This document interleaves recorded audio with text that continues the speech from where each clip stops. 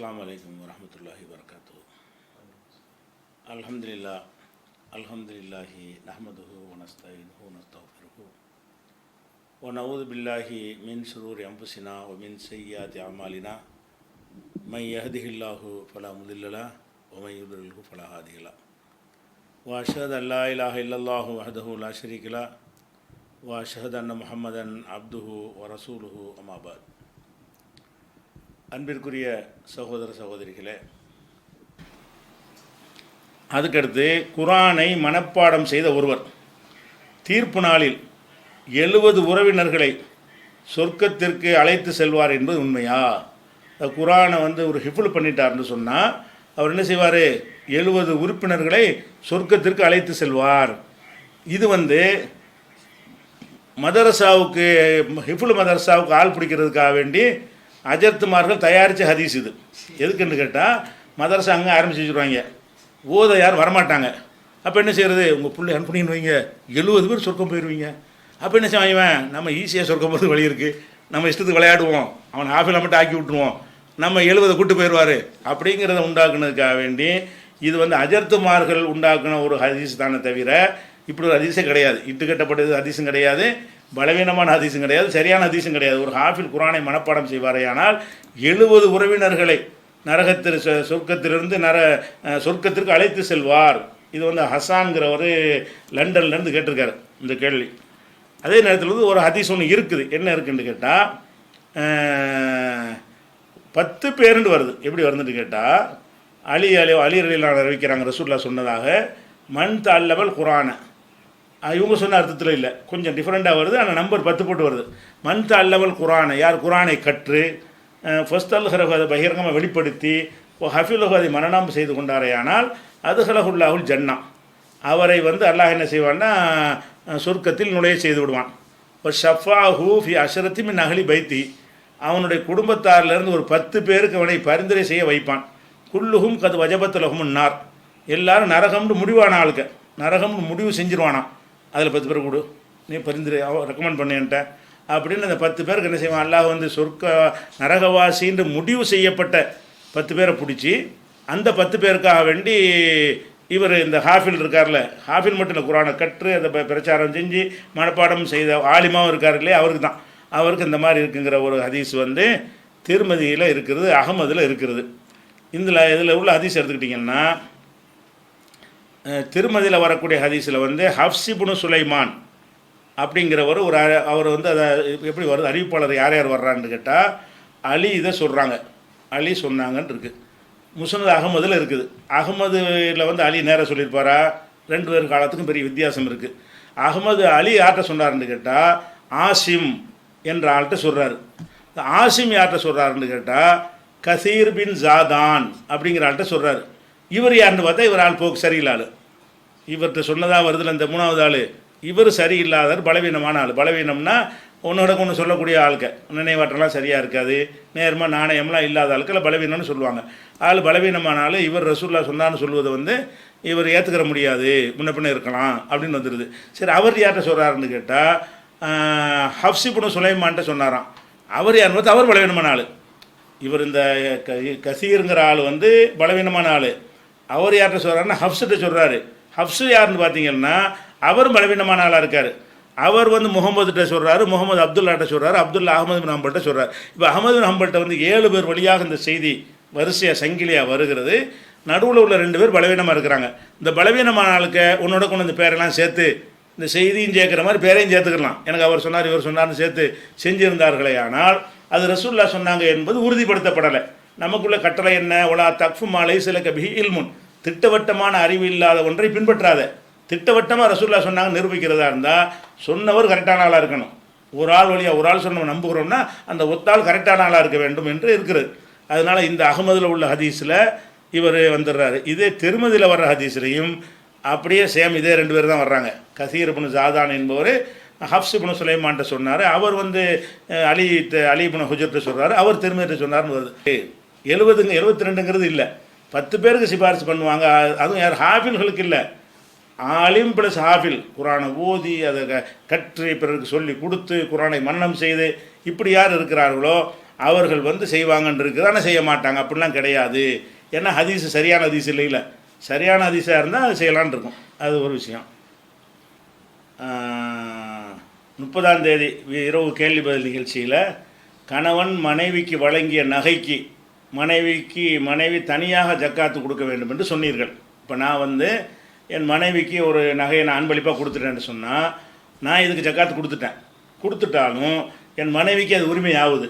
இப்போ அவர் அந்த சொத்துக்கு சொந்தக்காரர் ஆகும்போது என்ன செய்யணும்னா, அவருக்கு அது கிடைச்சதுக்காக அவர் ஜக்காத்து கொடுக்கணும் என்று நம்ம சொன்னோம். அதுக்குரிய ஆதாரங்களாக விளக்கிட்டோம். இப்போ இவர் என்ன கேட்குறாருன்னு கேட்டால், திருமணமாகாத நான் தற்போது சாஃப்ட்வேர் இன்ஜினியராக வேலை பார்க்கிறேன். எனது சம்பளத்தில் எனது தேவை போக மீதி பணத்தை எனது வாப்பாவிடம் தந்தையிடம் கொடுத்து விடுகிறேன். அவர்கள் தனது சம்பளம் எனது சம்பளம் உட்பட மொத்த வருமானத்திற்கு ஜக்காத்தை கணக்கிட்டு கொடுக்கிறார்கள்.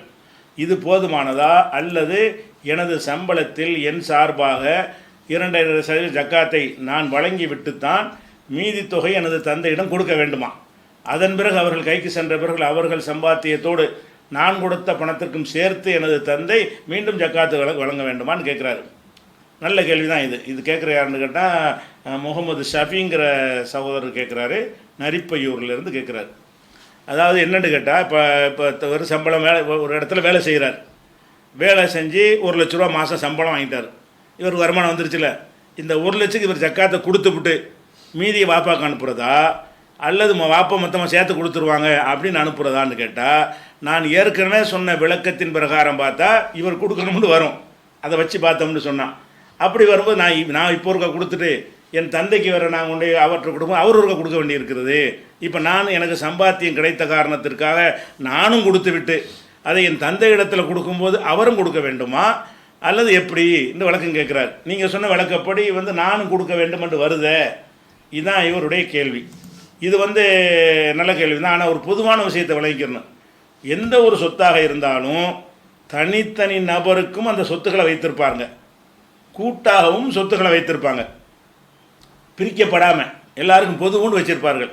கூட்டாக அந்த சொத்தை வச்சுருக்கும் பொழுது அதில் பாப்பாவுக்கும் பங்கு இருக்கும், அண்ணனுக்கும் பங்கு இருக்கும், தம்பிக்கும் பங்கு இருக்கும், பொண்டாட்டி கூட்டு சொத்து சம்பாரிச்சு வச்சுருப்பாங்க. அந்த கூட்டு வருமானம் கூட்டு சொத்தாக இருக்கும் என்று சொன்னால், அது இது இவருக்கு இது அவருக்குன்னு பிரிக்கப்படாமல் இருக்குது என்று சொன்னால், அது வந்து அந்த மாதிரி ஒரு நேரத்தில் என்ன செய்கிறாருன்னா, மகன் சம்பாரித்து கொண்டே வாப்பாட்ட கொடுக்குறாரு. அது வந்து வாப்பாக்கத்தான் அவர் சம்பாதிக்கிறாரு. இன்னொரு மகன் சம்பாரித்து கொண்டே தந்தைகிட்ட கொடுக்குறாரு. அந்த மகன் தனக்காக சம்பாதிக்கலை, கூட்டாக அனைவரும் ஒன்றாக இருக்கிறார்கள், ஒன்றா சேர்த்து கொள்வதற்கு என்ன செய்கிறாங்க, சம்பாதிக்கிறாங்க. இந்த மாதிரி இருக்குமே. ஆனால் இதற்கு ஒரு தனியான ஒரு சட்டமே இருக்குது. என்ன சட்டம் இருக்குன்னு கேட்டால், ரசூல் ஸல்லல்லாஹு அலைஹி வஸல்லம் சொல்கிறாங்க, இது புகாரியில் 1450வது ஹதீஸ். அதில் என்ன இருக்குன்னு கேட்டால், ஜக்காத்தை பொறுத்த வரைக்கும் ரசூல் ஸல்லல்லாஹு அலைஹி வஸல்லம் அவர்கள் ஜக்காத்து விஷயமாக அபூபக்கர் ஒரு கடிதம் எழுதுகிறாங்க எல்லா ஆளுநர்களுக்கும். எழுதும்போது ரசூல் ஸல்லல்லாஹு அலைஹி வஸல்லம் அவர்கள் விதித்த ஒரு கட்டளை உங்களுக்கு தெரிவுபடுத்துகிறேன் என்று அந்த கடிதத்தில் குறிப்பிடுகிறார்கள். ரசூல்லா சொன்னதாக என்ன குறிப்பிடுகிறான்னா, லா யுஜ்மௌ பைன முத்தஃபர்ரிகின் வலா யுஃபர்ரகு பைன முஜ்தமஇன் ஹஷியத சதகா. ஜக்காத்துக்கு பயந்து கொண்டு கூட்டாக இருக்கிறத பிரிக்கவும் கூடாது, பிரிஞ்சு இருக்கிறத கூட்டாக்கவும் கூடாது. என்ன மாதிரி உங்கள் இயல்பாக நடந்து கொண்டு இருக்கிறதோ அதன்படி தான் நீங்கள் ஜக்காத்தை விநியோகிக்க வேண்டும் அப்படின்னு இருக்குது. இது எதுக்கு சொல்கிறாங்கன்னு கேட்டால், உதாரணத்துக்கு ஒரு ஆட்டை எடுத்துக்கிறோம். ஆடு 40 ஆடு இருந்தால் ஒரு ஆடு ஜக்காத். இப்போ 40 ஆடு என்கிட்ட இருக்குன்னு வைங்களேன், 40 கிலோலேருந்து ஜக்காத்து கிடையாது. ஆட்டை பொறுத்த வரைக்கும் ஒரு மனிதன்கிட்ட 40 ஆடுகள் இருக்குன்னு சொன்னால் 40னா 2.5% அதுலேயும் வரத்தான் செய்யுது. 40 வந்தால் ஒரு ஆடு அவருக்கு கொடுத்துடணும், சரியா, ஜக்காத்து கொடுத்துடணும். 40 வரைக்கும் தான் ஒரு ஆடு கிடையாது, 50க்கும் ஒரு ஆடு தான், 60க்கும் ஒரு ஆடு தான், 80க்கும் ஒரு ஆடு தான், 100க்கும் ஒரு ஆடு தான், 120 வரைக்கும் ஒரு ஆடு தான். அதாவது 40 இருந்தாலும் எனக்கு ஜக்காத்து ஒரு ஆடு தான், 120 இருந்தாலும் அது எனக்கு வந்து ஜக்காத்து வந்து ஒரு ஆடு தான். 120க்கு மேலே போனால் தான் ஜக்காத்து இப்போ அதிகமாகுது. இப்போ என்ன செய்கிறேன்னு கேட்டால், என்கிட்ட 40 இருக்கா, ஒரு நண்பரை கூப்பிட்றாங்க, அவர்கிட்ட 40 இருக்கும், அதையும் சேர்த்துக்கிறது. இன்னொரு ஆள் இருப்போம், 3 பேரும் சேர்த்துக்கிறது. இப்போ நாங்கள் 3 பேர் 40 இருந்தால் எத்தனை ஆடு கொடுக்கணும்? என்கிட்ட 40, என் தம்பிகிட்ட ஒரு 40, எங்கள் அண்ணன்ட்ட ஒரு 40 இருக்குன்னு வைங்களேன். இப்போ எங்கள்கிட்ட தனியாக இருந்தால் என்ன செய்யணும்? 3 அடுப்பு கொடுக்கணும். ஏன் 40க்கு நான் கொடுக்கணும், அவர் 40க்கு அவர் கொடுக்கணும், இவர் 40 இவர் கொடுக்கணும். 3 பேரும் பேசி நம்ம ஏன் 3 ஆடு கொடு, 3 பேரும் சேர்ந்து ஒரு ஆடு கொடுத்துருவோம், எல்லாத்தையும் ஒன்றாக்கிட்டேன். இப்போ 3 பேர் ஒரே ஜக்காத்துக்காக வேண்டி அதாவது பிரிஞ்சு இருக்கிறத அப்படி சேர்த்தோம்னு சொன்னால் ஜக்காத்து தப்பிக்கலாம் கொஞ்சம். அப்போ என்ன செய்கிறது, 3 பேரும் சேர்ந்து இது 3 ஒன்று தான், ஜக்காத்து கணக்கு கேட்க வரும்போது எந்த 120 தான் எங்கள்கிட்ட இருக்குது, இது கூட்டாக இருக்குது அப்படின்னு சொன்னால் ஜக்காத்து வசூலிக்கிற ஒன்றை வாங்கிட்டு போயிடுவார். மனுஷனை ஏமாற்றிடலாம். அல்லாவை ஏமாற்ற முடியுமா? அல்லாட்ட கூட்டணும், அவங்க கேட்க முடியாது. அதை வாங்கக்கூடிய இஸ்லாமிய அரசிலிருந்து வரக்கூடிய ஊழியர்கிட்ட இதை சொன்னால் அவர் வாங்கிட்டு போயிடுவார். ஏன் 120 வரைக்கும் லிமிட்டு தான், ஒன்றா இருக்குங்கிறாங்க, ஒரு இடத்த கட்டி போட்டு வச்சுருக்கிறாங்க, போங்கப்பா ஒரு ஆட்டை தந்துட்டு போங்கப்பா. அந்த ஒரு ஆட்டை 3 பேர் என்ன செய்கிறது, ரேட்டை போட்டு பிரிச்சுக்கிறது. ஒரு ஆடு 10,000 சொன்னால் நீ 3,000 கொடு, நீ 3,000, நீ 3,000, இப்படி குறைச்சிக்கிறது. அப்போ இந்த மாதிரி அதாவது கூட்டாக இருக்கிற ஒன்றை பிரிக்கக்கூடாது. பிரிஞ்சு இருக்கிறத கூட்டாக்குனா அதில் ஒரு லாபம் கிடைக்கும், அதுக்கு அப்படி செஞ்சிடக்கூடாதுன்னு வருது. அந்த மாதிரி வச்சு பார்க்கும் பொழுது ஜக்காத்துக்கே சொன்னது இது ஜக்காத்து விஷயமாகவே சொன்னாங்க, சேர்ந்ததை பிரிக்காதீங்க, பிரிஞ்சதை சேர்க்காதீங்கன்னு. இப்போ நீங்கள் கூட்டு குடும்பத்தில் இருக்கிறீங்க, உங்கள் சொத்து என்று எதுவும் பிரிக்கப்படவில்லை, எல்லாமே வாப்பாட்டருக்கு எல்லாம் ஒரே சொத்து. நீங்கள் வாங்குறது சம்பாதிக்கிறது எல்லாமே உங்களுக்கு சம்பாதிக்கலை, நீங்கள் உங்களுடைய சொத்தாக நீங்கள் சம்பளம் வாங்கவில்லை. யாருக்கு வாங்குறீங்க, நம்ம குடும்பத்துக்கு. அப்போ அந்த உங்கள்கிட்ட எவ்வளோ வருமானம் வந்தாலும் அது குடும்பத்துக்கே உள்ளது, ஒட்டுமொத்த குடும்பத்துக்கு உள்ளது. அப்போ குடும்பத்தில் இதில் உங்களுக்கு உள்ள பங்கு என்ன, உங்கள் அண்ணனுக்கு உள்ள பங்கு என்ன, உங்கள் அப்பா பங்கு என்ன, அம்மா பங்கு என்னன்னு ஒன்று பிரிக்கப்படலை. பிரிக்கப்படாமல் இருக்கும்போது எல்லாத்தையும் கூட்டாக இருக்கக்கூடிய நேரத்தில் அதுக்கு சேர்த்து ஒரு ஜக்காத்து கொடுத்தா போதும், சம்பாதிக்கிறவரெல்லாம் கொடுக்க தேவையில்லை. ஏன்னா சம்பாதிக்கிற நீங்கள் சம்பளம் வாங்குகிற நீங்கள் உங்களுக்காக நீங்கள் சம்பளம் வாங்கலை, நீங்களே உடமையாக வைத்துக் கொள்வதற்காக வாங்கவில்லை, குடும்பத்துக்காகத்தான் என்ன செய்யணும். சரிங்க, நீ தனியாக பிரிஞ்சு போயிட்டீங்கன்னா அப்போ கொடுக்கணும்.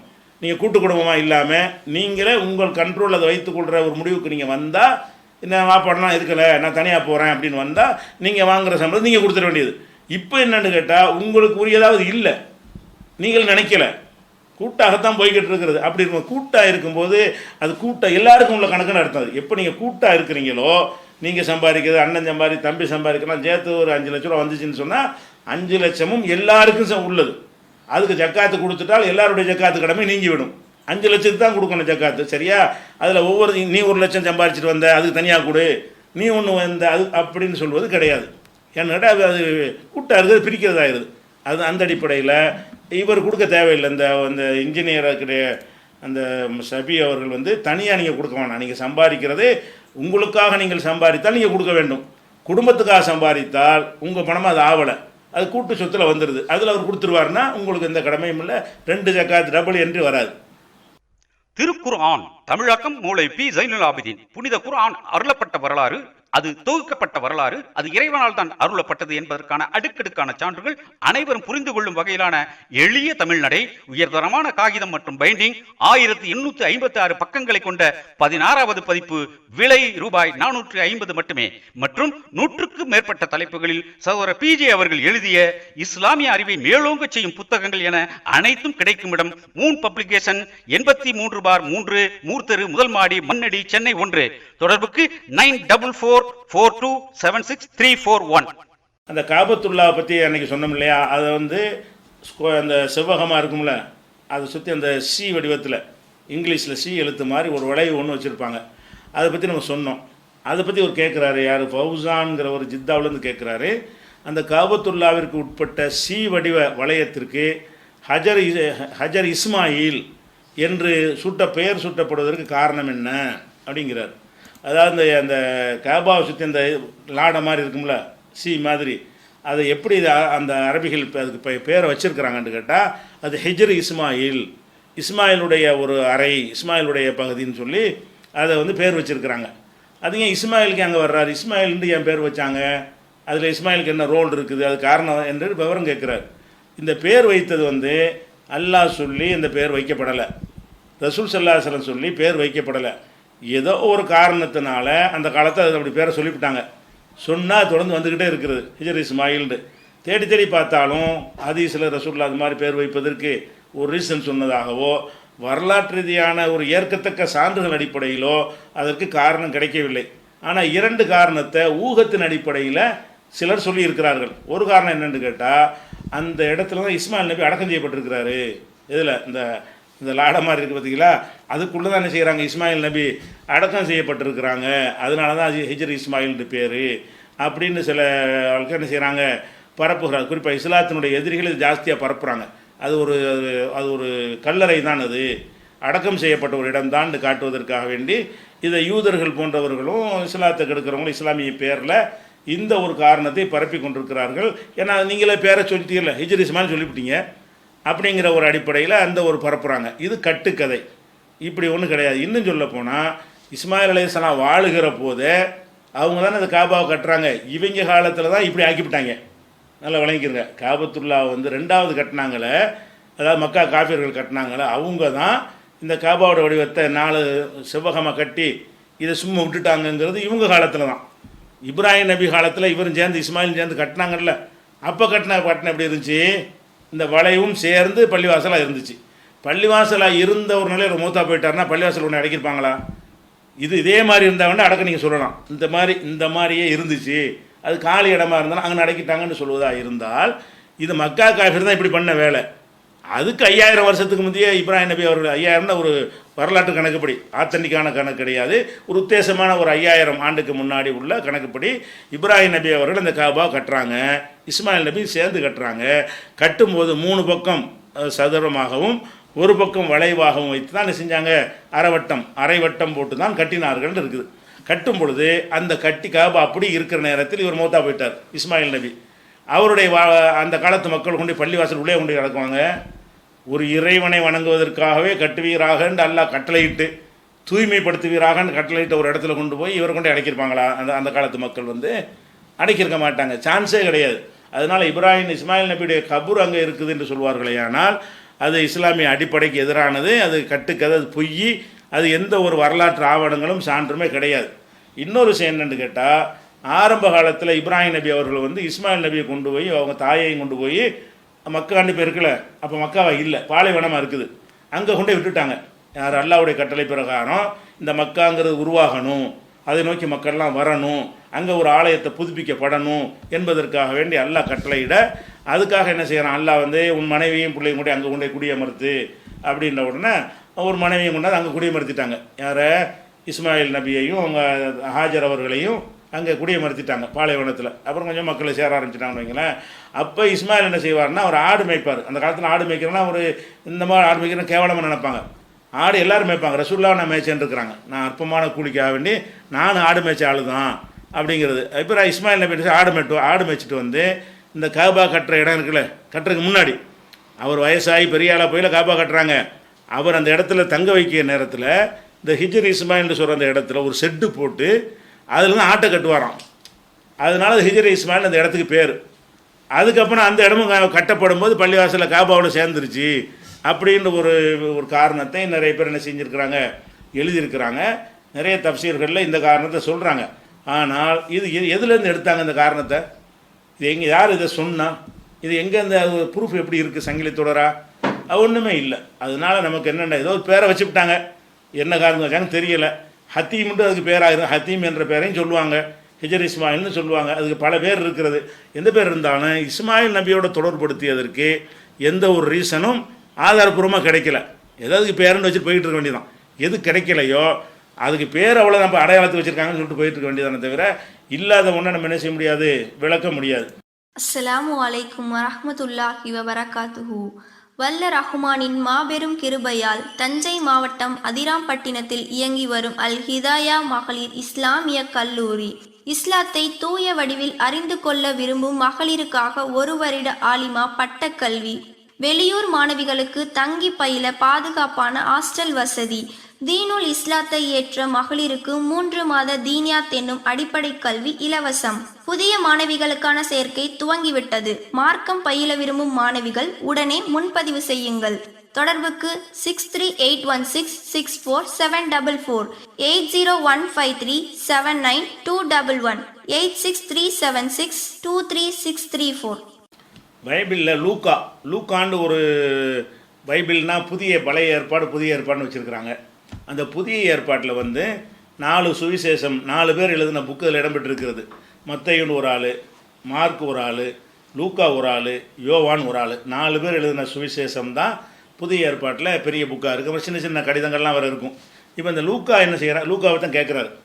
லூக்கா வந்து அவர் அதை என்ன சொல்கிறாருன்னா, அந்த லூக்கா எழுதும்போது நான் இதில் எழுதக்கூடிய விஷயங்களை எல்லாம் விசாரித்து அறிந்து எழுதியிருக்கிறேன். நான் எல்லாத்தையும் கேட்ட அடிப்படையில் நினைஞ்சிருக்கிறேன். இந்த தொகுத்து தருகிற இந்த பின்னாடி சொல்கிற செய்தியெல்லாம் நான் வந்து கற்பனையாக சொல்லலை, நான் வந்து தெரிந்தவர்கள்ட்ட விசாரித்து அறிந்த விஷயங்களே உங்களுக்கு இதில் எழுதியிருக்கிறேன்ட்டு முதல்ல ஆரம்பிச்சது அந்த லூக்கா வருது. இதை வச்சு அவர் என்ன செய்கிறாருன்னா, லூக்காங்கிறவர் விசாரித்து தான் அறிஞ்சதை தான் எழுதியிருக்கிறார். ஈசா நபியை பற்றி தானே எழுதுகிறாரு. அப்போ ஈசா நபியை பற்றி லூக்கா என்பவர் வந்து ஈசா நபிக்கு ரொம்ப நெருக்கமான காலம், 70 வருஷம் தான் இருக்கும். அப்போ 70 வருஷத்தில் வந்த ஒருத்தர் ஈசா நபியை பற்றி அந்த மக்கள்கிட்ட கேட்ட விஷயங்கள்லாம் எழுதியிருக்கிறார். அதை நீங்கள் ஏற்றுக்கிற மாட்டேங்கிறீங்க. அதே நேரத்தில் ரசூல்லா சொன்னதாக வந்து புகாரிங்கிறவர் எழுதி வச்சிருக்கிறார். அவர் 250 பேர் வந்தார், அவரும் கேட்டதை தான் சொல்கிறாரு. அவர் ரசூல்லாட்ட நேரடியாக கேட்டவர் கிடையாது. புகாரி ஹதீஸ், புகாரிட்டு உதாரணத்துக்கு ஒரு கேட்குறாரு, கேள்வி கேட்டவர். புகாரி ஹதீஸை வந்து புகாரியே ரசூல்லாவுடைய மாணவராக இருந்தாரா, நபித்தோழராக இருந்தார்? இல்லை. இந்த புகாரி என்பவர் வந்து ரசூல்லா சொன்னதை கேட்டு தான் எழுதுகிறார். அப்போ ரசூல்லாவுக்கு 250 வருஷத்துக்கு பிந்தி ஒருத்தர் வந்து விசாரித்து அறிந்தவைகளை எழுதுகிறார். அதை நீங்கள் ஏற்றுக்கொள்கிறீர்கள். ஈசா நபிக்கு 70 வருஷத்துக்கு பிறகு வந்த ஒருத்தர் ஈசா நபி அங்கே போனாங்க இங்கே போனாங்கன்னு எழுதி வச்சிருக்கிறாருன்னு சொன்னால் அது காலமும் நெருக்கமாக இருக்கிறது. இவர் எப்படி விசாரித்து அறிந்தாரோ அது மாதிரி தான் அவரும் விசாரித்து அறிந்திருக்கிறாரு. அப்போ அதையே நீங்கள் மறுக்கிறீங்க. லூக்காவை ஏற்றுக்குங்கிறாருன்னு சொல்கிறாருன்னு கேட்டால், புகாரி ஏற்றுக்கிற மாதிரி என்ன செய்யுங்க, லூக்காவை ஈசா நபி சம்மந்தப்பட்டது தானே, அதையும் ஏற்றுக்கிறங்க. இல்லாட்டி லூக்காவை நீங்கள் மறுத்தீங்கன்னு சொன்னால் இந்த ஹதீஸ்லையும் மறுத்துங்க. ஹதீஸை ஏற்றுக்கிறீங்க. ஹதீஸ் சொன்னாலுக்கெல்லாம் யார் கேட்டது தானே, விசாரித்தானே அறிஞ்சு சொல்கிறாங்க அப்படின்னு ஒரு கேள்வியை சம்சுங்கிறவர் நாகப்பட்டினத்துலேருந்து கேட்குறாரு. இது வந்து சரியான புரிதல் இல்லாத காரணத்தினால தான் இந்த கேள்வி வருகிறது. அதாவது நம்ம லூக்கா என்ன செய்கிறாருன்னு கேட்டால், அந்த புக்கில் பல விஷயங்களை சொல்கிறார்ல, இது மும்புட்டையுமே விசாரிச்சு அறிஞ்சன்னு ஒத்த வரையில் முடிக்க பார்க்குறாரு. இந்த இவ்வளவு செய்திகளும் பலர்கிட்டேருந்து கிடச்சிருக்கும். இந்த இவ்வளவு செய்திகளும் ஒரு புக்கில் இருக்கிற ஒரு செய்தி போட்டு இதெல்லாம் விசாரித்து எழுதியிருக்கிறேன்னா, இந்த செய்தி யார்கிட்ட விசாரித்த, இந்த செய்தி யார் விசாரித்த, 7வது வசனத்தில் சொல்கிறது யார்கிட்ட விசாரித்த, 8வதுல சொல்கிற அது யார் உனக்கு சொன்னால், ஒவ்வொன்றும் வெவ்வேறு விஷயங்கள். லூக்கா சொல்லக்கூடியது வந்து ஒவ்வொன்றும் வெவ்வேறு விஷயங்களை சொல்கிறார். அந்த வெவ்வேறு விஷயங்களை இவர் சாட்சியாக இருக்கலை. வெவ்வேறு விஷயங்களை யார் சொன்னார், யார்கிட்ட ஆளை சொல்லு. முதல்ல விசாரித்து அறிந்தவர் என்று சொன்னால் நீ யார்கிட்ட விசாரித்த, மொத்த புஸ்தகத்தில் உள்ளத்தையும் ஒரு ஆள்கிட்ட விசாரிச்சியா, அல்லது இதில் இன்னென்ன விஷயத்தை இவர்கிட்ட விசாரித்தேன், இன்னென்ன விஷயத்தை இவர் சொன்னாருன்னு சொல்லி அப்படி ஏதாவது இருந்தால் தான் அது வந்து ஆத்தன்டிக்காக எடுத்துக்கொள்ள முடியும். இவராக விசாரித்தேன்னு ஒரு வார்த்தையை போட்ட உடனே அது ஆத்தன்டிக் ஆயிருமா? புகாரி அப்படியா இருக்குது? புகாரி மட்டுமில்லை, எந்த ஹதீஸ் நூலும் இப்படியா இருக்குது? இல்லை. புகாரி எடுத்துக்கிட்டிங்கன்னா அதில் சுமார் 7000 ஹதீஸ் இருக்குது. 7000 ஹதீஸ் இருக்கும் பொழுது ஒவ்வொரு ஹதீஸும் ஒவ்வொரு ஆள் வழியாக கிடைச்சிருக்கும். ஒவ்வொரு செய்தியும் அவருக்கு எப்படி கிடைச்சிருக்கேன், வேற ஆளையாக கிடைச்சிருக்கும். அவர் ஒத்த வரியில் நான் இந்த கிதாபில் எழுதின விஷயங்கள் எல்லாம் நான் விசாரித்து அறிந்தவை அப்படி லூக்கா மாதிரி விட்டுட்டு போகல. அவர் என்ன செய்கிறாரு, மொதல் ஹதீஸ் எடுத்தால் இது எப்படி எனக்கு கிடைச்சிச்சு, 2வது ஹதீஸ் எடுத்தால் எப்படி கிடைச்சி, எப்படி சொல்கிறாரு. உதாரணத்துக்கு ஒரு மொதல் ஹதீஸை எடுத்துக்கிறோம் புகாரில், உதாரணத்துக்காக வேண்டி ஃபஸ்ட்டு ஹதீஸை எடுத்துக்கிறங்க. அதில் என்ன சொல்கிறாரு, எண்ணங்களை பொறுத்து தான் செயல்கள், எண்ணம் நல்லா இருந்தால் தான் கூலி கிடைக்கும்னு அந்த ஹதீஸ், மொதல் ஹதீஸ். அந்த ஹதீஸை வந்து இது யார் ரசூலுல்லாஹ் நபிகள் சொன்னாங்க. நபிகள் இவர்கிட்ட சொன்னாங்க, புகாரிட்ட இல்லை. நபிகள் யார்கிட்ட சொன்னாங்க, உமருங்கிற நபித்தோழர், உமர் இப்னுல் ஹத்தாபுங்கிற நபித்தோழர்கிட்ட ரசூலுல்லாஹ் சொல்கிறாங்க.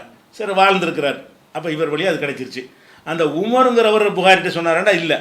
அந்த உமர் யார்கிட்ட சொன்னார், அவருடைய அடுத்த தலைமுறையை சேர்ந்த அல்கமான்னு ஒருத்தர் இருக்கார். அவர் வந்து உமர்கிட்ட கேட்குறாரு. உமர் ரசூலுல்லாஹ் சொன்னதை கேட்டு இந்த உமர் என்ன செய்கிறாருன்னா அல்கமா என்கிறவருக்கு சொல்கிறார். அல்கமா காலத்தில் இந்த புகாரி இருக்கலை.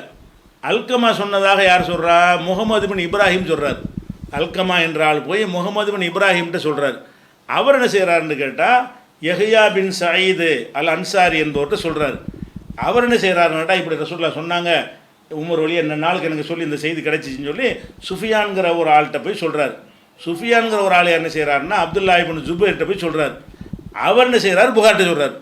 அந்த புகாரி எப்படி இதை சொல்கிறாருன்னு கேட்டால், எனக்கு வந்து அப்துல்லா சொன்னார், அப்துல்லாவுக்கு சுஃபியான் சொன்னார், சுஃபியானுக்கு யஹ்யா பின் சயீது சொன்னார், அவருக்கு முகமது பின் இப்ராஹிம் சொன்னார், அவருக்கு அல்கமா சொன்னார், அவருக்கு உமர் சொன்னார்னு 7 பேர். இந்த ஒரு சின்ன ஒரு வரி, எண்ணங்களை பொறுத்து தான் செயல்கள், இந்த ஒரு வரி நபிகள் சொன்னார்கள் என்பதற்கு எப்படி பொறுப்பு காட்டுறாரு. நான் கண்ணார கேட்ட விஷயங்களை விசாரித்து அறிந்தவைகளை எழுதியிருக்கிறேன் ஒத்த வழியில் முடிச்சுட்டு போகாமல் இவ்வளவையும் சொல்கிறார். சொல்கிறது மட்டும் இல்லாமல் இவர் சொன்ன எல்லாருக்கும் வரலாறு இருக்கிறது. இந்த யாரையெல்லாம் சொல்கிறாங்களோ அவங்க எந்த வருஷம் பிறந்தாங்க, எப்போ மரணித்தார்கள், அவங்களுடைய திறமை என்ன, அவங்க நாணயம் என்ன, நேர்மை என்ன, அவ்வளவுக்கு ரெக்கார்டு இருக்கிறது. அப்போ இந்த 7 பேருக்கு வந்து ஒரு நபிகள் நாயகத்தினுடைய ஒரு இந்த செய்தியில் சம்பந்தப்பட்டதுக்காக வேண்டி 5 லட்சம் பேருடைய வரலாறுகள் பாதுகாக்கப்பட்டிருக்கிறது. நபிகள் நாயகத்துடைய ஹதீஸை நம்ம தேர்ந்தெடுத்தோம்னு சொன்னால் அது சொல்லுவாங்கள் அறிவிப்பாளர்னு, இப்படி 5 லட்சம் பேருடைய வரலாறுகள் வந்து ரெக்கார்டில் அவ்வளோ பேருக்கு வரலாறு தேர்ந்தது இப்படி உலகத்தில் எந்த மனுஷனும் கிடையாது. அப்போ அந்த மாதிரியாக உள்ள ஒரு செய்தியை கொண்டு போய் நீங்கள் லூக்காவில் பெறீங்க, அதில் ஒன்றுமே இல்லை. இது பிள்ளை ஒவ்வொன்றும் கொண்டு போய் இருக்குது, ஒவ்வொரு செய்திக்கும் இருக்கிறது. அது போக என்ன செய்தி ஒவ்வொன்றையும் ஃபில்டர் பண்ணி உமர்னா ஒருத்தர் இருந்தார், அல்கமாண்டா யார், அவர் ஆப்பா பேர் என்ன, எந்த ஊருக்காரர், எப்போ பிறந்தார், அவர் யார்கிட்ட படித்தார், அவர் நாணய நேர்மை எப்படி, அவருடைய கல்வித்திறன் எப்படி, இப்போ எடுத்தாலும் எடுக்கலாம். இதில் சொன்ன அவ்வளோ பேருக்கு உங்களுக்கு விவரம் வேணும் என்றால் இந்த விவரங்களை சொல்வதற்கு அஸ்மா ஒரு ஜால்னு இப்படி பண்டலாக நூல்கள் இருக்குது. எந்த மனிதருடைய பேர் எடுத்தாலும் உள்ளே போய் பார்த்தீங்கன்னா என்ன செய்யும், இந்த ஆளா அந்த ஆள் இப்படி ஆளுன்னு சொல்லி ஃபுல் டீட்டெயிலோடு என்ன செஞ்சிடறேன் வந்துடும். அவ்வளோ அந்த மாதிரி நேரடி எவிடன்ஸுகளை கொண்டு. அப்போ இந்த புகாரி முஸ்லீமை நம்ம நம்புறது வந்து அவ்வளவுக்கும் ப்ரூஃப் இருக்கிற வச்சு நம்புகிறோம். சரியா? இந்த லூக்காங்கிற அவங்க மதத்தை நம்ம தலையிடலை. நீங்கள் கேட்டதுக்கான லூக்காங்கிறது வந்து ஒவ்வொரு செய்தியும் இப்படி கிடைச்சுன்னு சொல்லவே இல்லை. அவராக சொல்கிறார், அவ்வளோதான். நான் கேட்டதே அறிந்திருக்கிறேன். இப்படி யார் வேணான்னு சொல்லிட்டு போயிடலாமே, இப்படி யார் வேணான்னு சொல்ல முடியாது. இந்த புகாரி சொன்ன மாதிரி யார் வேணான்னு சொல்ல முடியாது. லூக்கா சொன்ன மாதிரி நானே என்ன செய்வேன், ஒரு புத்தகத்தை எழுதிட்டு என்ன எழுதி இதை நான் கேட்டு விசாரித்து தான் எழுதியிருக்கிறேன்னு ஒரு வார்த்தையை போட்டு விட்டால் ஆத்தன்டிக்கேட் ஆயிரும். அது யார்கிட்ட கேட்ட, எப்போ கேட்ட, எல்லா செய்தியும் அவர்கிட்ட கேட்டியா, அவர் என்ன சொன்னார் அப்படிங்கிறலாம் கேட்கணுமா இல்லையா? அதனால் இந்த வாதம் வந்து என்ன இல்லை, சரி கிடையாது. இறையருளால் செங்கல்பட்டு மாவட்டம் மறைமலை நகரில் ஓர் புதிய உதயம். தாயுள்ளம், அனாதை சிறுவர் இல்லம் மற்றும் மதரசா, ஆதரவற்ற சிறுவர்களுக்கான அரவணைப்பு இல்லம், உணவு, உடை, உறைவிடம், தரமான உலக கல்வியுடன் கூடிய மார்க்க கல்வி என தாயுள்ளத்துடன் கூடிய பராமரிப்பு மற்றும் மார்க்கம் பயில விரும்பும் மாணவர்களுக்கு 1 வருட ஆலிம் பட்டய படிப்பு என அனைத்தும் இலவசமாக. ஆதரவற்ற சிறுவர்கள் மற்றும் மாணவர்கள் சேர்க்கை துவங்கிவிட்டது. இப்போதே முந்துங்கள். தொடர்புக்கு 9789085666, 7010994520, 6380921148, 9940012064. இந்த கேள்வி ஒருத்தர் கேட்குறாரு, திருவண்ணாமலையிலேருந்து முஸ்தாக்ங்கிறவர் கேட்குறாரு, பெருசாக கேட்டிருக்காரு. சாராம்சம் என்ன கேட்குறாருன்னா, இப்போ லைலத்துல் கத்ர் இரவுங்கிறீங்க. இரவுன்னு சொல்லும் பொழுது நம்ம பிறை பார்க்குறோம். பிறை பார்க்கும்போது நம்ம பிறை பார்த்து இந்த நாள் வந்து நோம்புன்னு முடிவு எடுத்துட்டோம். வேற ஒரு மாநிலத்துக்காரன் வந்து வேற ஒரு நாளில் அவனு பிறை பார்க்குறான். அவனுக்கு தெரிஞ்சிருச்சு, நமக்கு தெரியலை. தெரிஞ்சவன் முத நாள் பிறைன்னு சொல்லிடுவான், தெரியாதவன் அடுத்த நாள் பிறைன்னு சொல்லுவான். இப்போ ஒத்தப்படையில் தான் லைலத்துல் கத்ர்னு சொன்னால் அவன் ஒத்தப்படையா, ஏன் ஒத்தப்படையா, அவனு பிறைய அவன் மார்க்கப்படி தான் செய்கிறான். குர்ஆன் ஹதீஸ்படியே செயல்படக்கூடிய இந்த பிறை பார்த்தே நோன்பு வைக்கக்கூடியவங்க கூட என்ன செய்கிறான்னு கேட்டால், இப்போ உதாரணமாக தமிழ்நாட்டில் இருக்கிறோம், ஆந்திராவில் ஒரு முஸ்லீம்கள் இருக்கான்னு வைங்க. ஆந்திர முஸ்லீம்களும் பிறை பார்த்து நோன்பு வைக்கணுங்கிற கொள்கையில் உள்ளவங்கன்னு வச்சுக்கிடுவோம். ஆந்திராவில் பார்த்தாங்க, அவங்களுக்கு பிறை தெரிந்து விட்டது. தெரிஞ்சுட்டு என்ன செய்வாங்க, 29 முடிச்சுட்டு ஒரு நாள் முந்தி வந்து நோன்பை எடுத்துக்கொள்வார்கள். நம்ம தமிழ்நாட்டில் பார்க்குறோம், தெரியலைன்னா இந்த ஷாபான் மாதத்தில் சேர்த்து விட்டுட்டு 30 முடிச்சுட்டு அடுத்த நாள் வைப்போம். அப்போ நமக்கும் ஆந்திராவுக்கு என்ன வித்தியாசம் வரும், ஒரு நாள் வித்தியாசம் வரும்.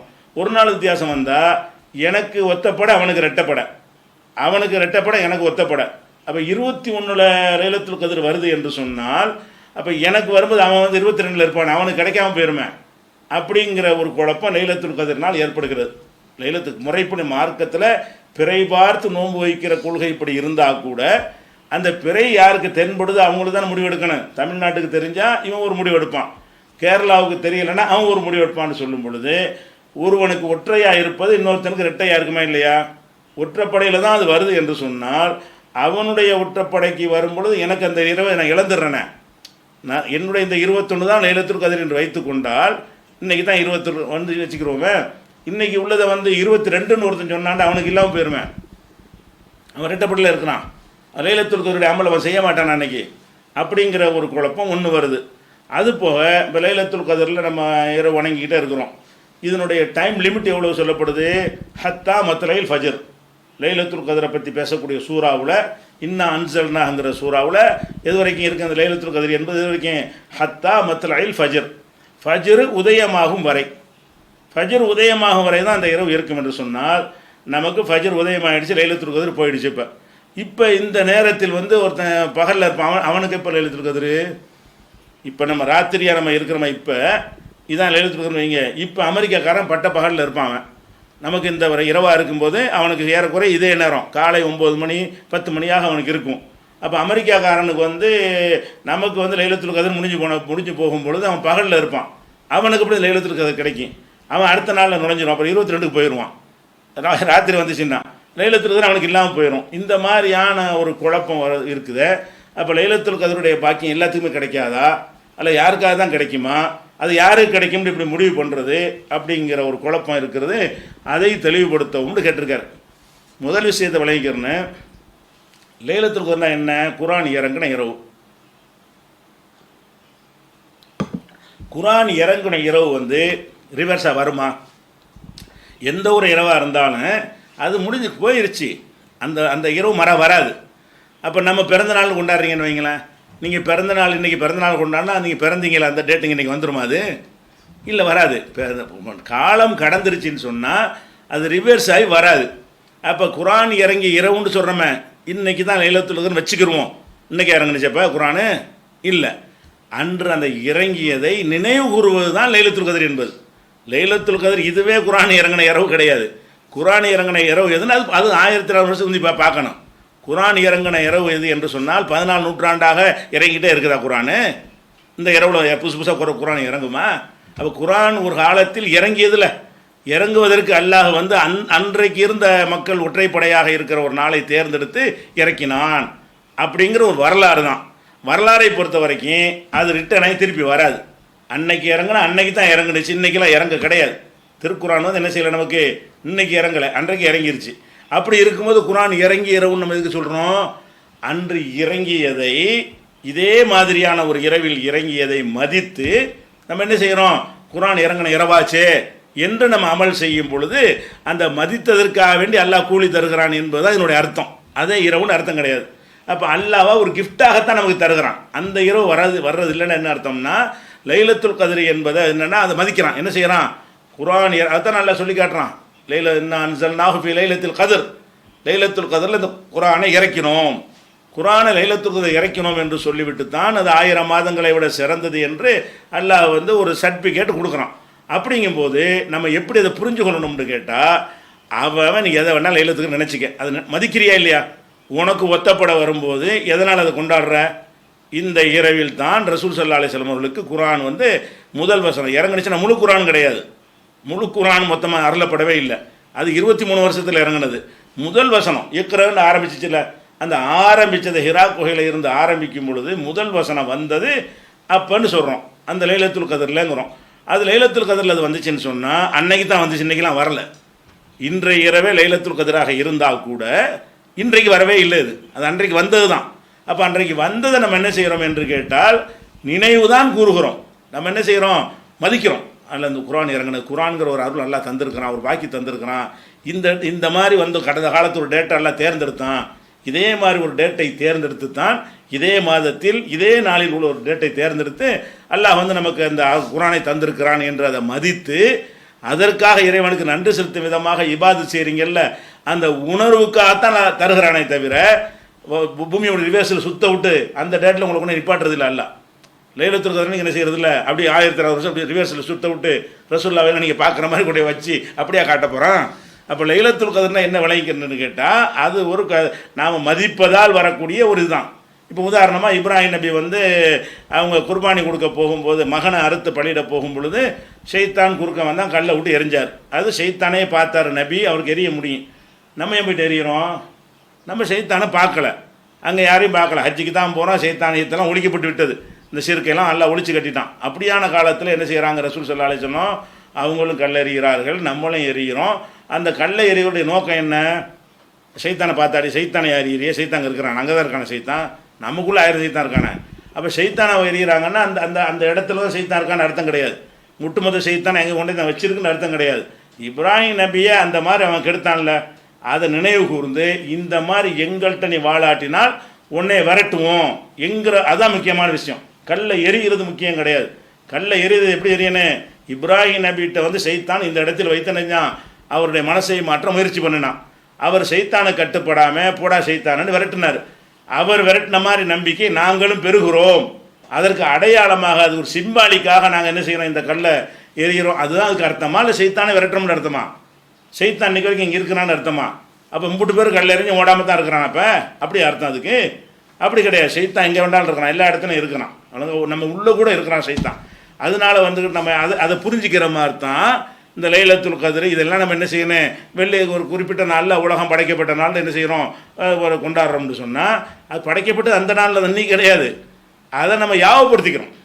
அது யாவப்படுத்த வேண்டிய விஷயம், மார்க்கத்தில் ஞாபகப்படுத்த வேண்டிய விஷயமாக இருந்து யாவப்படுத்தினால் அது நன்மை. யாவப்படுத்த தேவையில்லாத விஷயங்களை வச்சு நீ கொண்டாடிட்டு இருந்தால் அது மார்க்கத்தில் சேராது.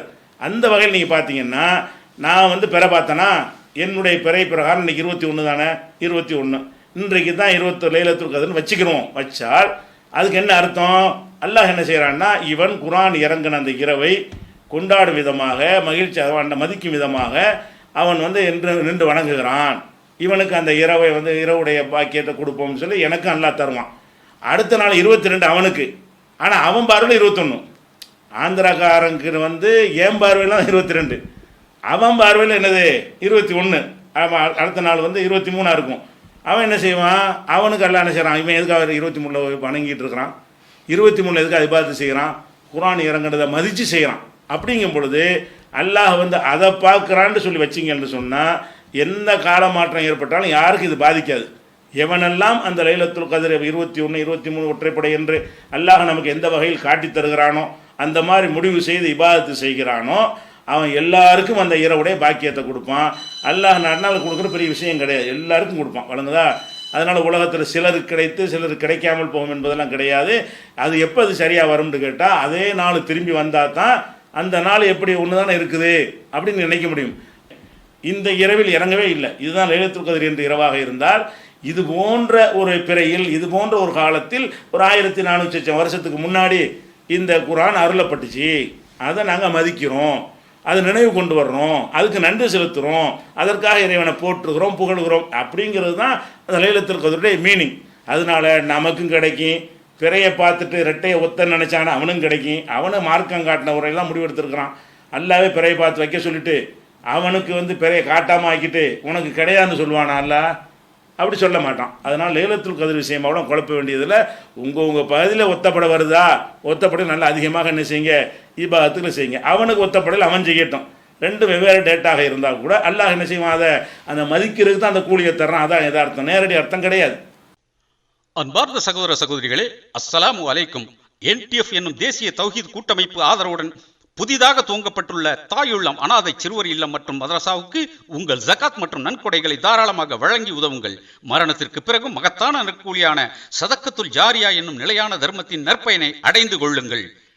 தௌஹீத் federation current account number 3772833567, Central Bank of India, Chennai main branch, IFSC code CBIN 0280876 என்ற வங்கி கணக்கில் நீங்கள் அனுப்பும் தொகை பற்றி 9789085666 அல்லது 7010994520 என்ற எண்ணுக்கு உடனுக்குடன் தெரிவித்து ரசீது பெற்றுக் கொள்ளுங்கள். அடுத்ததாக நான் எனக்காகவும் என் தாய் தந்தைக்காகவும் உம்ரா செய்தேன். எனினும் என் தாத்தா பாட்டிக்காகவும் என் முன்னோருக்காகவும் உம்ரா செய்யலாமா அப்படின்னு ஒருத்தர் கேட்குறாரு. இவர் வந்து தாய் தகப்பனுக்கு உம்ரா செஞ்சிட்டாராம், அப்புறம் தாத்தா பாட்டியே இருக்கிறாங்க, அவங்களுக்கும் செஞ்சிடவா அப்படின்னு கேட்குறாங்க. இது யார்? அப்துல் சமது லெப்பக்குடிக்காடு, சவுதியிலேருந்து, ரியாத்துலேருந்து கேட்குறாரு. அடுத்த கேள்வி என்னென்னு கேட்டால், இறந்தவர்களுக்காக ஹஜ்ஜு உம்ரா செய்யலாமா? இது இறந்தவர்களுக்கு. தன்வீர் கடையநல்லூர் 2 கேள்வி கேட்குறாங்க. இதில் 2 விஷயம் இருக்குது. என்னென்னு கேட்டால், ஹஜ்ஜி உம்ரான்னு 2 போட்டிருக்கிறாங்க. ஹஜ்ஜி உம்ராவுக்கு 2க்கு வித்தியாசம் இருக்கிறது. ஹஜ்ஜி என்பது கட்டாய கடமை, உம்ரா என்பது கட்டாய கடமையா? கட்டாய கடமை இல்லை.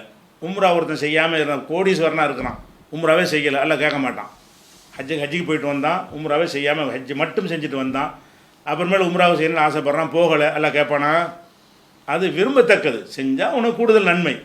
செய்ய தவறினால் உனக்கு தண்டனை கிடையாது. ஹஜ்ஜி என்பது செய்யலைன்னா குற்றம், அதுக்கு பனிஷ்மெண்ட் இருக்குன்னு அர்த்தம்.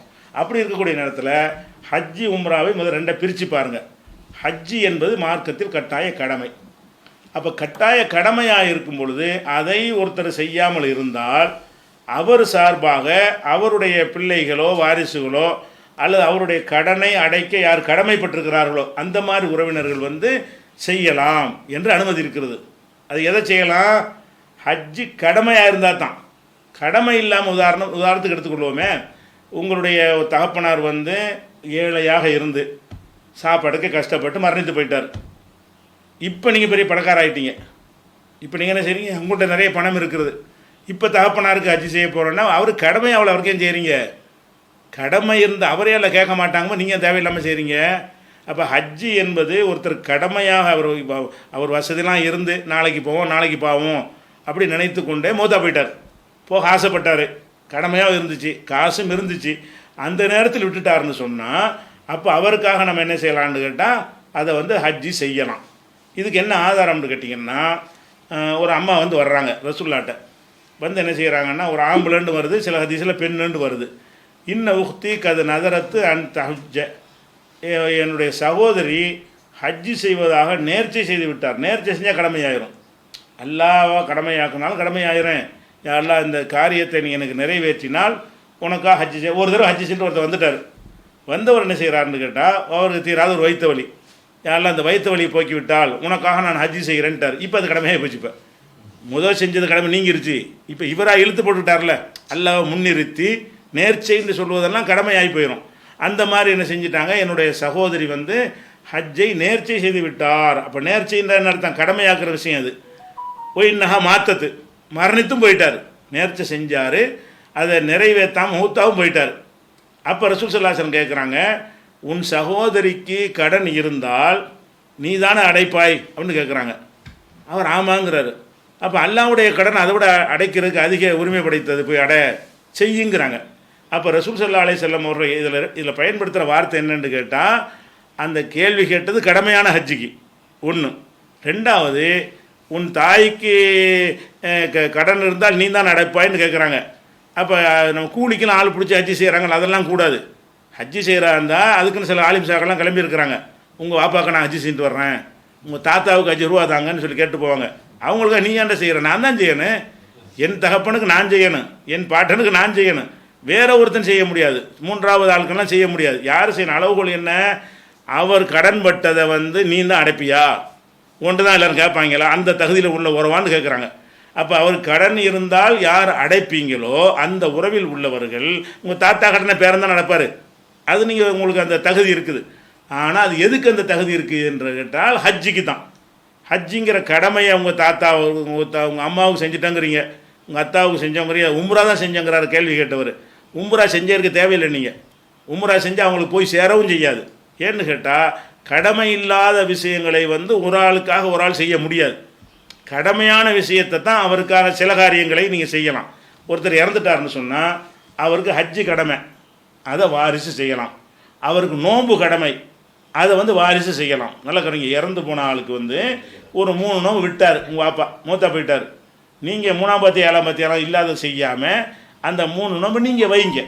அப்போ இறந்து போனவருக்கு ஹஜ்ஜி நோன்பு வைக்கிறதுக்கு ஹதீஸில் ஆதாரம் இருக்குது. அவர் இறந்து போனவர் 5 நாளைக்கு தொழுவலை, அது நீங்கள் தொழுவ முடியுமாண்டா? அது கூடாது. தொழுகைன்னா ஃபினிஷ், அவரே தொழுக முடியாது. நேரம் கடந்துருச்சுன்னா, நேரம் கலாவாச்சுன்னு சொன்னால் அவரே நேரம் கடந்தால் தொழ முடியாது. அப்படிப்பட்ட ஒன்றை வந்து நீங்கள் அவருக்காக தொழ முடியுமான்னா தொழ முடியாது. எங்கள் பாப்பாவுக்கு ஒரு மாதம் தொழுகை பாக்கி இருக்குது, நான் தொழுகிறேன், அதுக்கு அனுமதி கிடையாது. அப்போ இது வந்து கடமையானதை பொறுத்த வரைக்கும் இந்த 2 தான். நோன்பு இருக்கிறது, ஹஜ்ஜி இருக்கிறது, அதை தான் செய்யலாம். ஒன்று. கடமை இல்லாத விஷயத்தை பொறுத்த வரைக்கும் என்ன செய்யலாம்னு கேட்டால் சிலது செய்யலாம். என்ன செய்யலாம்? ரசூலுல்லாஹ் என்ன செய்கிறாங்கன்னு கேட்டால், ஒரு ஹதீஸில் சொல்கிறாங்க, ஒரு மனிதன் மரணித்து விட்டால் இன்கத அன்ஹு அமலுஹு இல்லாமின் சலாத், 3 விஷயத்தை தவிர அவனுடைய அமல்லாம் முடிந்து விடுகிறது. ஒன்று என்ன? சதகத்துன் ஜாரியா, நிலையான தர்மம் செஞ்சுட்டு போகிறான், அவனுக்கு நன்மை கிடைக்கும்.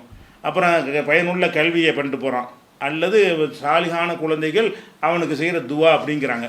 அப்போ துவாவை நீங்கள் அந்த இறந்தவருக்காக நீங்கள் துவா செஞ்சீங்கன்னு சொன்னால் அவரே துவா செஞ்சாருன்னு அல்லாஹ் ஏற்றுக்கிறான். நீங்கள் என்ன செய்யலாம், எல்லாம் என் பாவத்தை என் தகப்பனின் பாவத்தை மன்னிச்சிக்கன்னு கேட்டிங்கன்னா உங்கள் தகப்பனாரே மன்னிப்பு கேட்டது அர்த்தம் அது. அப்படி எல்லாம் எடுத்து கொடுக்குறான். அது மாதிரி ஒன்று இருக்குது. அதே மாதிரி தர்மம் செய்வதற்கு ரசூலுல்லாஹ் என்ன செய்கிறாங்கன்னா, ஒரு ஹதீஸில் நமக்கு ஆதாரம் இருக்கிறது.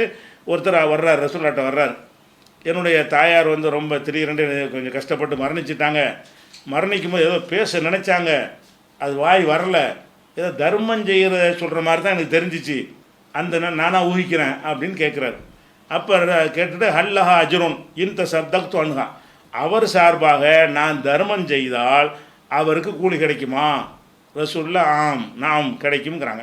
அப்போ நீங்கள் உங்கள் இறந்தவங்க தகப்பனுக்கு நீங்கள் செய்கிறதா இருந்தால் உம்ராவுக்கு போன காசை தர்மம் செஞ்சிருந்தால் அவருக்கு நன்மை கிடைச்சிருக்கும்.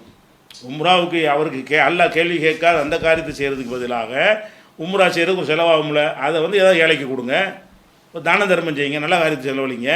அந்த மாதிரி செஞ்சோம் என்று சொன்னால் சதக்காவாக செய்தீர்களே ஆனால் என்னவாக அவருக்கு கூலி கிடைக்கும் என்று ரசூல் ஸல்லல்லாஹு அலைஹி வஸல்லம் சொல்லியிருக்கிறாங்க.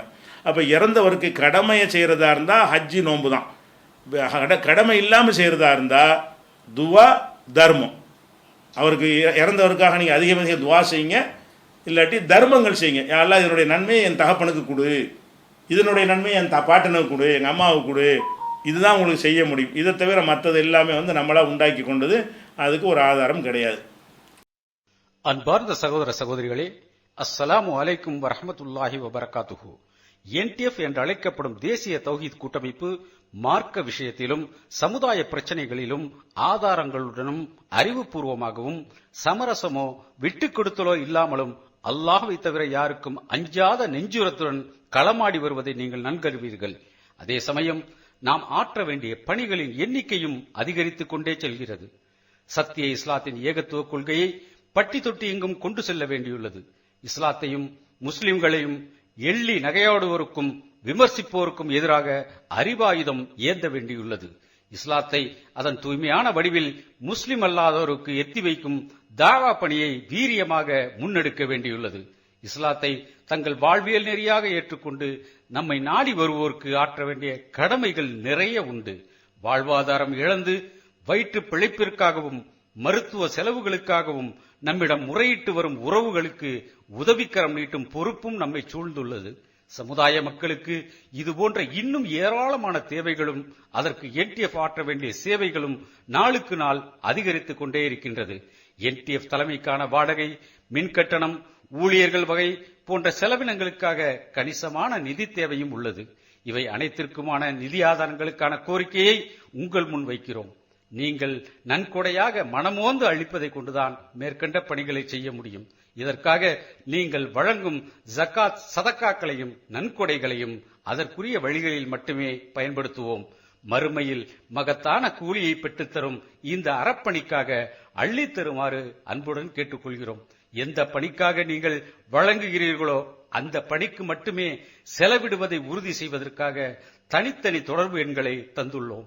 நீங்கள் வழங்கும் நன்கொடை வகை என்றால் 9962041110 என்ற வாட்ஸ்அப் எண்ணுக்கும், நீங்கள் வழங்குவது ஜகாத் மற்றும் சதக்கா வகையாக இருந்தால் 6374788501 என்ற வாட்ஸ்அப் எண்ணுக்கும், இஸ்லாத்தை தழுவியோருக்கான தாவா சென்டர் வகை என்றால் 9003221162 என்ற வாட்ஸ்அப் எண்ணுக்கும் தகவல் தெரிவித்து அந்த வகைக்கான ரசீதை பெற்றுக் கொள்ளலாம். நீங்கள் அனுப்பும் உதவி அனாதை இல்லத்துக்கானது என்றால் 9789085666 என்ற எண்ணுக்கு தகவல் தெரிவிக்கவும், அதை அனாதை இல்லத்தில் ஒப்படைத்து அதற்கான ரசீதை உங்களுக்கு கிடைக்கச் செய்வோம். எல்லாம் அல்லாஹ் நம் அனைவருக்கும் இம்மையிலும் மறுமையிலும் நன்மையை வாரி வழங்குவானாக என்று பிரார்த்தித்தவனாக. அஸ்ஸலாமு அலைக்கும் வரஹ்மத்துல்லாஹி வபரகாத்துஹு. அடுத்து வந்து நம்ம நேற்றைய தினம் என்ன சொன்னோம்னு கேட்டால், நோன்பு வைப்பதை பொறுத்த வரைக்கும் அந்த முடிவை இரவில் சுபுக்கு முன்னாடி எடுத்துடணும். ஒருத்தர் நோன்பு வைக்கிறதா இருந்தார்னு சொன்னால் சாப்பிடாமல் இருந்து காலைல சுபு தொழுதுட்டு நான் இன்று நோன்பு அப்படி நினைத்தாரையானால் அந்த நோன்பு செல்லாது என்று நம்ம வந்து நேற்றைய தினம் சொன்னோம். அதுக்கு எதிராக ஒரு ஹதீஸ் இருக்குதுன்னு சொல்லி லண்டனில் இருந்து முகமது அலி என்கிற ஒரு சகோதரர் வந்து ஒரு விளக்கம் கேட்டிருக்கிறார். என்ன கேட்டிருக்காருன்னா, ரசூல் ஸல்லல்லாஹு அலைஹி வஸல்லம் அவர்கள் சுபுகு தொழுத உடனே வீட்டுக்கு வருவார்கள். வந்து ஹல் இந்தக்கும் ஷைஉன், உங்கள்கிட்ட ஏதாவது இருக்குதா, ஏதாவது சாப்பிட்றதுக்கு. வீட்டில் வந்து மனைவி மாற்ற வந்து என்ன செய்வாங்க, ஹல் இந்தக்கும் ஷைஉன், ஏதாச்சும் சாப்பிட்றதுக்கு வச்சுருக்கீங்களான்னு கேட்பாங்க. இருந்துச்சுன்னு சொன்னாங்கன்னா சாப்பிட்ருவாங்க காலை சாப்பாட்டை. இல்லைன்னு சொன்னாங்கன்னா இப்போ இல்லையோ அப்போ நான் நோம்பாளியாக இருந்துக்கிறேன் அப்படின்னு ரசூலுல்லாஹ் சொல்வார்கள். நசாயியில் ஒரு ஹதீஸ் இருக்குது, அதுதான் எடுத்து காட்டியிருக்காரு. இப்படி ஒரு ஹதீஸ் இருக்குது. அந்த ஹதீஸ் பிரகாரம் காலையிலையும் கூட நோம்புன்னு முடிவெடுக்கலாம்னு வருது. நீங்கள் இரவில் தான் முடிவெடுக்கணும்னு சொன்னீங்க. இரவில் முடிவெடுக்காமல் ரசூலுல்லாஹ் எப்போ முடிவெடுக்கிறாங்க, ராத்திரி போனால் நோன்பு வைக்கிற ஐடியா அவங்களுக்கு இல்லை. காலையில் சுபஹு தொழுகிறாங்க, அப்பவும் நோன்பு வைக்கிற ஐடியா அவங்களுக்கு இல்லை. நோன்பு வச்சுட்டு வீட்டுக்கு போகிறாங்க, சாப்பிட்ற ஐடியா தான் அவங்களுக்கு இருந்துச்சு. சாப்பாடு இல்லைன்னு சொல்லும்போது தான் நீயத்தை மாற்றுறாங்க. சாப்பாடு இல்லையா, பட்டினியாக கிடக்கணுமோ, அப்போ சும்மையாக பட்டினியாக கிடக்கணும், நோம்பா இருந்துட்டு போகிறோம் அப்படின்னு சொல்லி இன்னி சாயிமுன், நான் நோம்பாளியாக இருந்துக்கிறேன் என்று ரசூல் ஸல்லல்லாஹு அலைஹி வஸல்லம் சொன்னார்கள்ங்கிற ஹதீஸ் இருக்குது, ஆதாரப்பூர்வமான ஹதீஸ்.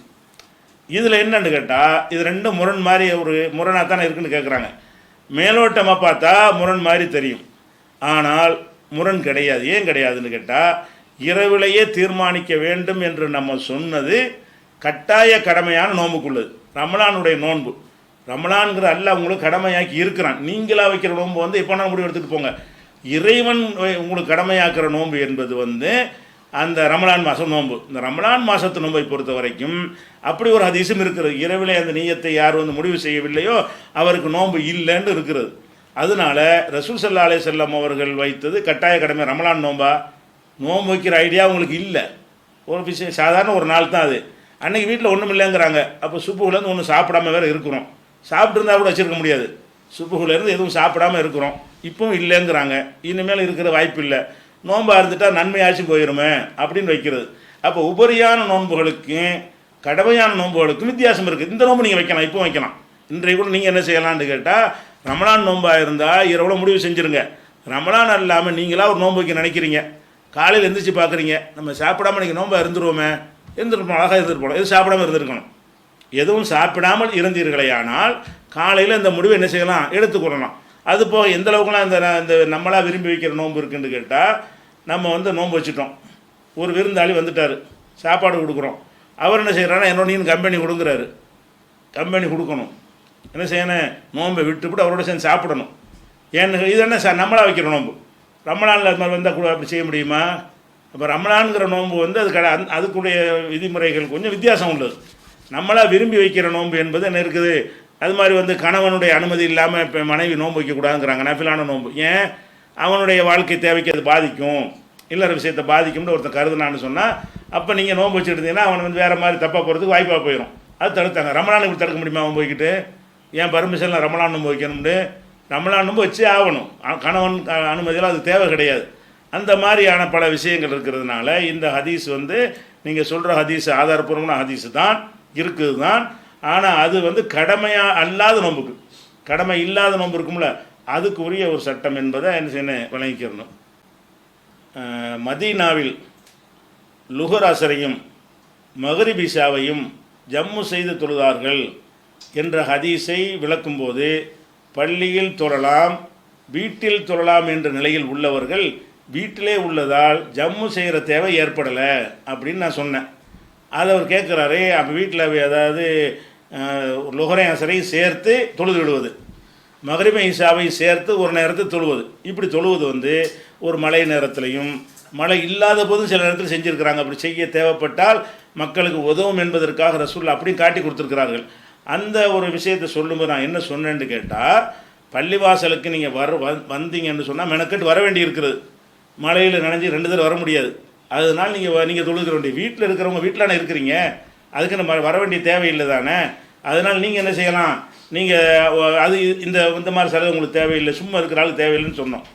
அதில் என்ன கேட்குறாருன்னு கேட்டால், இது முக்கியமான ஒரு அரசு பணியை செய்கிறோம், ஒரு அவசரமாக ஒரு வேலையை செஞ்சு முடிக்க வேண்டியிருக்கு, ஒரு ஆப்ரேஷன் டாக்டர் பண்ணுறாரு, ஒரு 11 மணிக்கு அந்த ஆப்ரேஷன் ஆரம்பிக்கிறாரு, அது 3:30 மணிக்கு தான் முடியும், பாதியில் விட்டுட்டு வந்து லுஹர் முடியாது. 11 மணிக்கு ஆப்ரேஷன் பண்ணாருன்னா ஒரு பெரிய ஆப்ரேஷனாக இருக்குன்னு வைங்க, அந்த ஆப்ரேஷன் பண்ணும் பொழுது பேஷண்ட்டுக்கு 3:30 மணிக்கு வந்துச்சுன்னா நடுவில் வக்து போயிடும், லுஹர் போயிடும். இவர் மாதிரி ஆளுக்கெல்லாம் என்ன செய்கிறது அப்படின்னு கேட்குறாங்க. நான் சொன்னது என்னன்னு கேட்டால், காரணமே இல்லாமல் அவனுக்கு வந்துட்டான் மெனக்கெட்டு 2 தடவை வரையலான்னு சொன்னோம். வீட்டில் சும்மா உட்காந்துருக்குறீங்க, உங்களுக்கு தேவையில்லை, இது அதை விட பெரிய காரணம். ஒரு காரணம் இருந்துச்சுன்னு சொன்னால் அந்த சலுகையை பயன்படுத்துவதற்கு தான் ரசூல் ஸல்லல்லாஹு அலைஹி வஸல்லம் அவர்கள் அதை வந்து செஞ்சு காட்டினாங்க. ஒரு தேர்தல் கமிஷனுடைய ஊழியராக நீங்கள் போயிடுவீங்க, இப்போ அரசு ஊழியர்களாக இருக்கிறவங்கள தேர்தல் வேலைக்கு பயன்படுத்துவாங்க. வந்தாங்கன்னா அதை விட்டு எந்திரிக்கக்கூடாது. அது இப்போ வாக்கு எண்ணும் பொழுது வெளியே போயிட்டானா போய் சொல்லி கொடுத்துருவான்னு சொல்லி என்ன செய்வாங்க, அவங்களுக்கு அங்கே இடத்துல சாப்பாடு எல்லாம் அதே இடத்துல வச்சு தான் கொடுப்பாங்க. இப்படியான ஒரு பணிகள் இருக்கும். அல்லது சில நெருக்கடியான வேலைகள்லாம் இருக்கும். அந்த வேலை நிமித்தம் ஒரு காரணத்தின் நிமித்தம் இப்படி ஏற்படும் என்று சொன்னால் அப்போ நீங்கள் என்ன செய்யலாம்னா, அரிதாக டெய்லி இதே வழக்கமாகிட்டீங்கன்னா 3 வக்து தொழுகையாக போயிடும். அப்புறம் மொத்தமே நீங்கள் 3 வக்து தொழுகை சொல்லக்கூடியவர்கள்லாம் இருக்கிறாங்க ஈரானில், அந்த மாதிரி போயிடும். அப்படி போகாமல் ரசூல் ஸல்லல்லாஹு அலைஹி வஸல்லம் செஞ்சாங்க, எப்போவும் செய்யலை சொல்லி பார்த்தா அந்த ஒரே ஒரு ஹதீஸ் தான் வந்திருக்கிறது. ஏதோ ஒரு தடவை செஞ்சுருப்பாங்க. அந்த ஒரு தடவை அவங்க செஞ்சுருக்கும் பொழுது நமக்கு அது மாதிரி ஒரு நெருக்கடி வரையில் அதை பயன்படுத்தி கொள்ளலாம். அப்போ நெருக்கடி தான் அதில் முக்கியம். நெருக்கடி இருக்கும்னா நீங்கள் செய்யலாம். சும்மா வீட்டில் உட்காந்துட்டு செய்ய தேவையில்லை. டெய்லி வீட்டில் இருக்கிறீங்க, பக்துக்கு தொழுதுக்கிறீங்க, அப்போ நீங்கள் எதுக்காக வேண்டி அதை போய் சேர்க்குறீங்க? இப்போ உதாரணம் பெண்கள் இருக்கிறாங்க, அவங்க வீட்டில் தான் இருப்பாங்க, அந்தந்த பக்துக்கு அவங்க தொழுதுட்டு இருக்க வேண்டியது. அவங்க போய் என்ன செய்ய வேண்டியதில்லை. ஒரு ரீசனும் இல்லாமல் சும்மா 2 வேளையும் சேர்த்து தொழுதார்களே ஆனால் அப்போ 5 வேளைங்க அடிபட்டு போயிடும். ஒரு ரீசன், ஒரு காரணம் இருக்குது. ஏற்கத்தக்க ஒரு காரணம் இருந்தால் ரசூல் ஸல்லல்லாஹு அலைஹி வஸல்லம் அவர்கள் மழையிலையும் செஞ்சுருக்கிறாங்க, எந்த காரணமும் இல்லாமல் செஞ்சார்கள்ங்கிறது ஹதீஸில் வருது.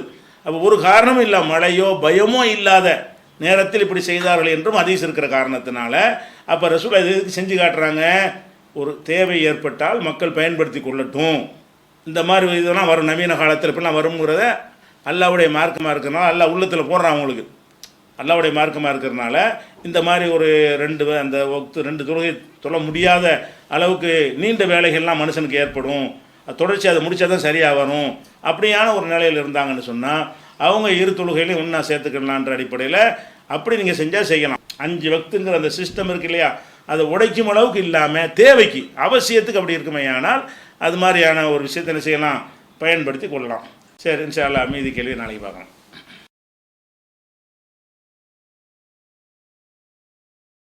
அஸ்ஸலாமு அலைக்கும் வரஹ்மத்துல்லாஹி வபரகாத்துஹு. அன்பிற்குரிய சகோதர சகோதரிகளே, இஸ்லாம் மார்க்கத்தை தங்கள் வாழ்க்கை நெறியாக ஏற்றுக்கொள்ளக்கூடிய ஆண்களுக்கும் பெண்களுக்கும் தனித்தனியான தாவா சென்டர்களை தேசிய தௌஹீத் கூட்டமைப்பு நடத்துகிறது. ஆண்களுக்கு மறைமலை நகரிலே இந்த சென்டர் உருவாக்கப்பட்டு 40 நாட்கள் பயிற்சி அளிக்கப்படுகிறது. உணவு, தங்குமிடம், புத்தகங்கள், சுன்னத்து, அபிடவிட்டு, பெயர் மாற்றம் அனைத்தும் அவர்களுக்கு இலவசமாக செய்து தரப்படுகிறது. இஸ்லாமிய அடிப்படை கொள்கை, இஸ்லாம் குறித்த சிறப்பு, அவர்களுக்கு இஸ்லாம் குறித்த இருந்த சந்தேகங்கள் தீர்ப்பு என்று பலவிதமான பாடத்திட்டங்களை கொண்டு அந்த சென்டர் நடத்தப்பட இருக்கிறது. அதுபோல் பெண்களுக்கு அதிராம்பட்டினத்தில் 3 மாதம் தங்கி பயிற்சி எடுக்கக்கூடிய வகையில் தாவா சென்டர் உருவாக்கப்பட்டிருக்கிறது.